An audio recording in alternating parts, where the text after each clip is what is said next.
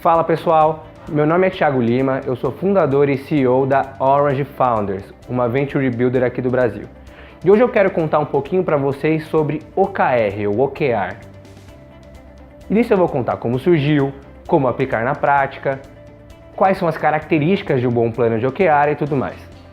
Vocês já devem ter notado que um dos maiores desafios das empresas que crescem bastante e escalam no mundo digital é deixar todo mundo alinhado na mesma página. Nisso consiste todo mundo ajudando na mesma meta, no mesmo caminho e tudo mais. Lá no Vale do Silício, conseguiram resolver isso através desse framework, dessa metodologia de OKR que eu vou comentar para vocês. Hoje várias empresas utilizam, como Google, Spotify, Airbnb, LinkedIn e muito mais. E esse foi o jeito que eles conseguiram fazer a empresa crescer tão rápido, aí, de forma tão organizada. Agora, como surgiu o OKR? Muita gente deve imaginar e acreditar que é algo muito recente, mas não é. As primeiras citações aí de OKR, na verdade, era MBO e foi citado pelo Papa aí da administração, Peter Drucker. Então todo mundo já deve ter ouvido falar sobre ele. Em um determinado livro, ele falou bastante de algo muito parecido como é o OKR hoje. O tempo foi passando e o Andy Grove, um dos fundadores aí, que liderou por muito tempo a Intel, tinha um problema para resolver. Eles estavam migrando aí sua linha de produtos, então eles trabalhavam somente com memória e eles começaram a trabalhar também com microprocessador. E o desafio era, como é que eu consigo alinhar aí todo mundo no mesmo caminho para que a gente atinja os nossos objetivos? E aí ele começou a implementar aí o MBO ou o OKR, como a gente queira chamar. E começou a funcionar, começou a dar certo, até que ele gostou bastante do modelo. E o John Doerr, que era um cara que trabalhava com ele na época, também acabou utilizando e acabou sendo adepto aí desse método. O tempo foi passando e o John Doerr acabou investindo em algumas empresas de tecnologia do Vale do Silício. E uma delas era nada mais nada menos do que o Google. Então, desde o início ele acabou investindo e implementou o OKR lá dentro. O Google tinha 40 funcionários e até hoje, com 60 mil, eles conseguem utilizar o OKR como o método principal de gestão de metas. Então, isso já prova bastante o quanto que esse método é eficaz, certo? Para começar a falar um pouco mais de OKR, vamos à sua definição. Para quem não sabe, OKR quer dizer Objective Key Results, ou seja, objetivos e resultados-chave. Para esclarecer um pouquinho mais, imagina que você tem que ir para algum lugar. Então, eu vou, é um objetivo, medido por, é o seu Key Result ou o seu resultado-chave. Ou seja, qual métrica ou qual número vai te dizer o progresso de onde você está indo. Parece simples, né? Para deixar um pouquinho mais claro e separar um pouquinho melhor essa questão de objetivos e resultados-chave, agora eu vou falar um pouquinho mais das características de bons objetivos e de bons resultados. Bom, agora vamos falar das principais características que deve ter um objetivo na composição aí de OKR. Primeiro, ele tem uma ligação muito forte com a cultura organizacional, ou seja, ele tem uma ligação com o propósito da empresa e por isso acaba inspirando algumas pessoas.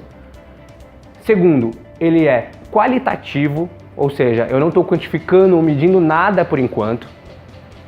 Terceiro, ele é muito claro e transparente para todo o time, então ele é uma ferramenta aí de comunicação bastante adequada.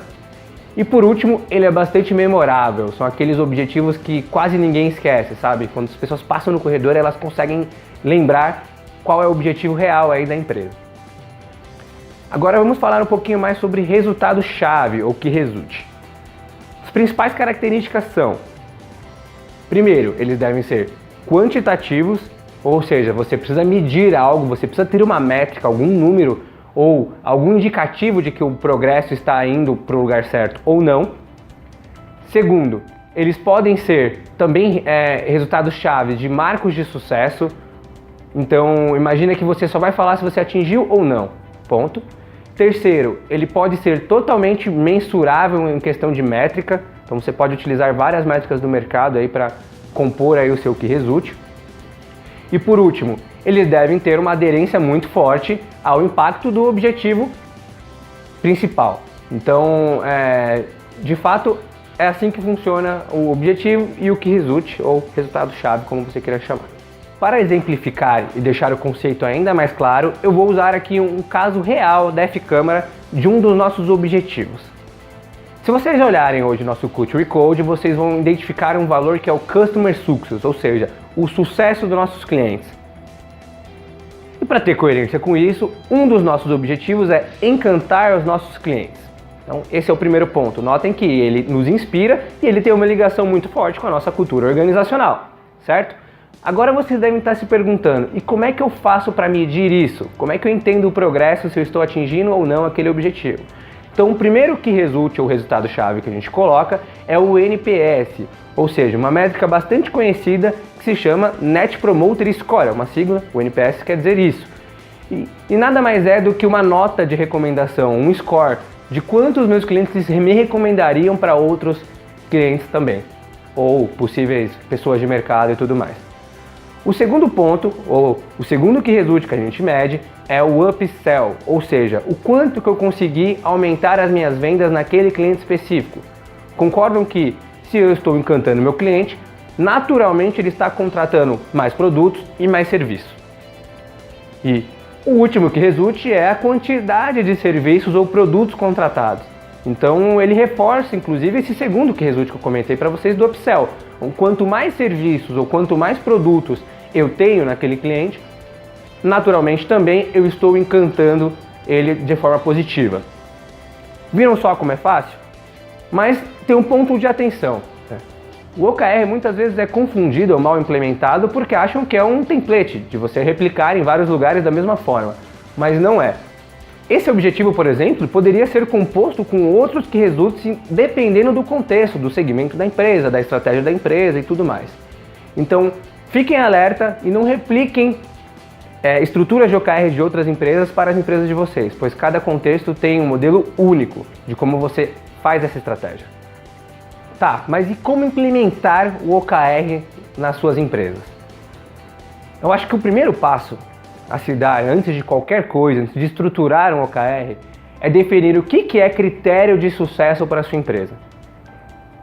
Notem bem, o critério de sucesso não é o mesmo para todas as empresas. De repente, para uma empresa ter sucesso, ela identifica que o faturamento dela é o critério de sucesso. Para outra, o número de colaboradores. Para uma outra, pode ser o market share. Enfim, então isso prova a quantidade de variáveis e variações aí que podem ter como critério de sucesso nas empresas e por isso esse deve ser o primeiro passo. Tá? O segundo ponto é começar a construir de fato os OKRs. E para isso você deve identificar dois pilares muito diferentes aí na sua empresa, que são os pilares estratégicos e depois o tático operacional. Quando a gente fala de pilar estratégico, os objetivos eles são um pouco mais macros, então eles normalmente nascem dos fundadores, dos diretores e tudo mais, e eles têm uma cadência um pouco maior. Isso quer dizer que são aqueles objetivos mais linkados de fato com aquela cultura organizacional e isso é derivado depois para outra camada, que é a que eu comentei anteriormente, tática e operacional, no qual normalmente as cadências são menores e mais dinâmicas. Então imagina que os diretores, os sócios da empresa, se reúnem e fazem essa primeira cadência estratégica, com alguns objetivos mais macros. Depois, os demais líderes da empresa acabam construindo objetivos linkados a essa outra cadência estratégica e vão descendo níveis aí de forma bastante criativa, ele vai engajando e vai construindo uma forma colaborativa de atingir as metas. Quando eu disse em relação às cadências serem diferentes, eu posso dar alguns exemplos, como no caso do Google, no qual a cadência deles mais macro da empresa, a cadência estratégica, ela é revisada a cada ano. Entretanto, quando a gente está falando da cadência mais tática operacional, ela é trimestralmente revisada, ou seja, todos aqueles objetivos que foram construídos alinhados a esses um pouco mais macros, eles são revisados e consequentemente alterados devido aos aprendizados aí de atingir ou não aquele ponto. Um outro exemplo interessante é o caso do Spotify. Então o Spotify, por exemplo, ele trabalha numa cadência estratégica de 6 meses e uma cadência de mais tática operacional de 6 semanas. Então notem as diferenças. Então quanto que foi adaptado para uma empresa ou para outra. Isso prova mais uma vez e reforça aquela questão de que não é um modelo que funciona para todas as empresas. É necessário adaptações, até porque é um framework, é um esqueleto de como você modela isso na sua empresa. E para finalizar, o nosso exemplo aqui vivenciado na prática. Então eu sou um dos sócios da F-Câmara, por exemplo, e na virada de cada ano nós nos reunimos como sócios e criamos os objetivos macros ou revisamos aqueles do ano anterior. Visto isso, nós comunicamos, depois de um período, para todos os outros líderes da empresa, todos os outros gestores e tudo mais, a ponto de que eles compartilhem todos esses objetivos macros e criem seus próprios objetivos que são alinhados a esses macros da empresa. E depois disso eles vão levando para os demais times e para as demais pessoas até que a gente chegue no ponto 100% aí de planejamento e depois a gente começa a fazer as revisões de acordo com a cadência. Aqui nós utilizamos mais uma vez uma cadência anual para falar da parte estratégica. E quando a gente fala da parte mais tática operacional, nós fazemos trimestralmente. É o mesmo modelo, inclusive, que eu comentei para vocês do Google. Atualmente no OKR existem dois tipos de Key Result, ou seja, dois tipos exatos de resultado-chave. O primeiro é o Milestone. Vocês já devem ter ouvido falar desse termo e nada mais é que um marco de sucesso. É quando você tem um Key Result que fala se você somente atingiu ou não aquele objetivo, na verdade aquele Key Result. Quando você faz um outro modelo, que é o Value Based, aí é um pouco diferente. Então você começa a metrificar de forma numérica e tudo mais e entender de fato o progresso de forma mais detalhada. Inclusive, a nossa recomendação, e acredito que a recomendação do framework também, é que se utilize mais o Value Based, ou seja, que resulte baseado em valores, que você consegue metrificar de fato. Um grande ponto de atenção quando a gente fala de que resulte é fazer a seguinte provocação: será que você está medindo esforço ou será que você está medindo resultado? São inúmeros os casos que a gente vê de medir apenas esforço. E o OKR, ou OKR, é um framework para medir resultado. Então fiquem bastante atentos a isso, que vocês vão construir Key Results bastante coerentes ao seu objetivo final. Vou dar um exemplo de como pode ser construído um Key Result de forma incorreta. Imagina que eu tenho um objetivo aqui de aumentar o MRR, ou seja, aumentar o faturamento recorrente mensal do meu SaaS. E aí, um dos meus Key Results é quantidade de ligações. Então, eu tenho que ter no mínimo 500 ligações por mês. O segundo é quantidade de demonstrações. E o terceiro é quantidade de e-mails enviados. Notem que aqui eu só estou mensurando esforço. E o que de fato tem que ser revisto ou visto para progresso são as vendas. Então, como é que eu faria de forma correta isso? Primeiro ponto, eu teria que medir a conversão, ou seja, quantas demonstrações eu precisei fazer para conseguir converter tantos clientes. Então, a partir daí eu já consigo ter uma visão de resultado muito mais inteligente do que uma visão baseada em esforço e, consequentemente, os aprendizados também vão ser muito mais facilitados, né, nas revisões trimestrais ou anuais e tudo mais. Então, fiquem bastante atentos a esses exemplos de somente mensurar esforço e foquem muito mais no resultado.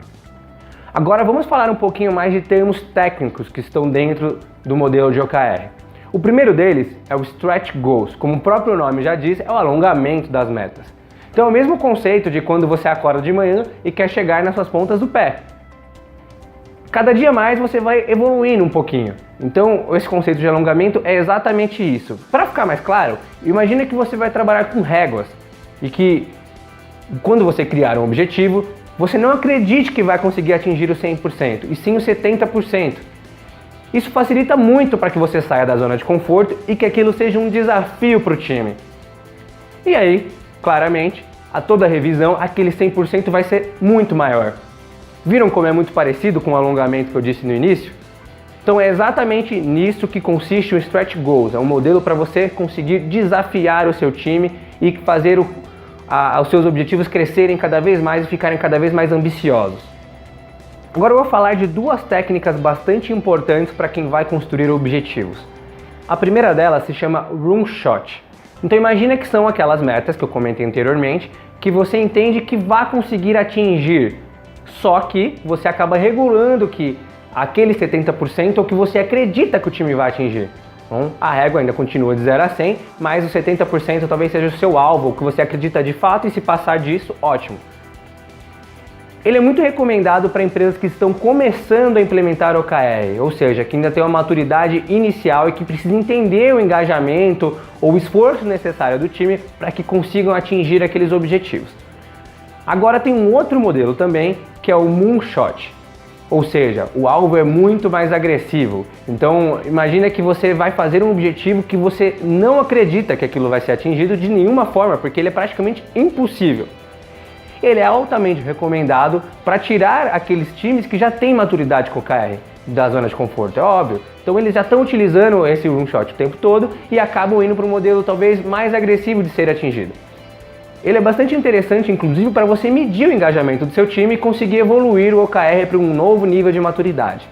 Então, relembrando, a gente tem o Moonshot, mais voltado para algo que você acha que é atingível, e tem o Moonshot, que é algo que é praticamente impossível de ser atingido para o seu time, e que o principal cuidado é que você não desencoraje ou não desmotive o seu time a partir desse conhecimento de que é impossível. Parece fácil implementar o OKR, mas não é. Existem vários pontos de atenção, e eu vou falar o principal perigo de quem implementa o OKR de forma incorreta, que eu acredito que é incentivos perversos. O próprio nome já diz um pouco do que é, concordam? E para ilustrar e deixar mais fácil, vou contar uma história que aconteceu na Índia, muito tempo atrás, que é uma história de que cobras venenosas andavam pela cidade e estavam atrapalhando todo mundo, é óbvio, né? Imagina você andando aí nas ruas e tendo cobras venenosas atrapalhando a sua passagem ou mordendo pessoas e tudo mais, não seria agradável, concordam? E aí, para intervir e resolver o problema, veio o governo da Inglaterra e criou uma recompensa. A recompensa era simples. Quem matasse maior quantidade de cobras era só ir lá no governo, levar a cobra e conseguir ganhar um dinheiro em cima disso. Ou seja, poderia ter uma renda matando cobra e aparentemente resolveria o problema. O tempo foi passando, muita gente matava muitas cobras e levavam e ganhavam dinheiro com isso. Mas o número de cobras vivas não estavam diminuindo. Numa determinada visita, entraram em uma casa e notaram uma coisa muito surpreendente, que eram criações de cobras. Então, por ser algo que estava gerando uma recompensa, as pessoas estavam criando cobras em suas casas, matando e levando para o governo. Então, isso, inclusive, para outras pessoas, gerava até muito mais renda do que o próprio trabalho. Então, vejam a consequência de toda essa recompensa com uma boa intenção que acabou gerando um problema ainda maior. Isso parece muito longe, né, do que vivemos, mas na verdade não é. As empresas fazem bastante esse tipo de recompensa perversa. E um exemplo muito claro imagina que você coloca um objetivo de aumentar as vendas na sua empresa. O que acontece, o que resulte normal, seria o valor das vendas, concorda? Ou seja, o valor atingido de todas essas vendas. E aí um vendedor, obviamente, vai querer vender a qualquer custo. Então, se você tem o objetivo de aumentar as vendas, vai ter o que resulte com o valor da venda e a coisa vai seguindo. Só que, notem que a gente está mensurando apenas o valor da venda. Qual recompensa, o que pode ser de perverso aí como consequência de tudo isso? Diminuição do ticket médio, um aumento muito alto de desconto, diminuição da margem. Então, quando você cria objetivos com resultados chaves que não se complementam, você acaba gerando esse tipo de coisa. Um outro objetivo muito comum que eu vejo em grandes empresas é aquelas empresas que precisam gastar um determinado budget até o final do ano, senão no próximo ano ele não consegue aquela mesma verba. Então notem o quanto que é perverso esse tipo de modelo e o quanto que é prejudicial para as empresas no mundo atual. Ficou mais claro? Tá, mas você deve estar se perguntando, como eu resolvo esse tipo de problema? O primeiro ponto é você identificar as consequências que podem ser geradas por cada objetivo e que resulte. Então você olha um plano de objetivo e que resulte, entende o que isso pode acontecer caso eu atinja. E olhando também num olhar pessimista, porque se acontecer podem gerar consequências negativas. O segundo ponto é você complementar com os possíveis perigos. Quer ver um outro exemplo? Imagina novamente que a gente está falando de aumentar as vendas, e aí o primeiro que resulte é o valor de vendas aí a se atingir. Depois você complementa isso com um mínimo de ticket médio, ou com um mínimo de margem. E você vai complementando esses Key Results até o seu objetivo estar cercado de planos de contingência, digamos assim. Então você está preparado caso haja uma consequência negativa, e para se atingir aquele objetivo maior, você deve ter todos esses Key Results no melhor progresso, no melhor caminho. Viram só como você consegue resolver se souber implementar de forma adequada o OKR na sua empresa? O OKR é um framework e metodologia que consegue fazer a gestão de metas na sua empresa. Tudo isso com muita transparência, com muita clareza e muito alinhamento e engajamento. Ele é simples e é composto por objetivos e resultados-chave. Em síntese eu vou para algum lugar medido por algo. E por isso ele é um framework tão famoso, porque é simples de implementar. E quando muito bem implementado, acaba gerando resultados fantásticos no crescimento das empresas. Esse é o conteúdo que eu queria passar para vocês, espero que tenham gostado e sucesso na implementação de OKR nas suas empresas.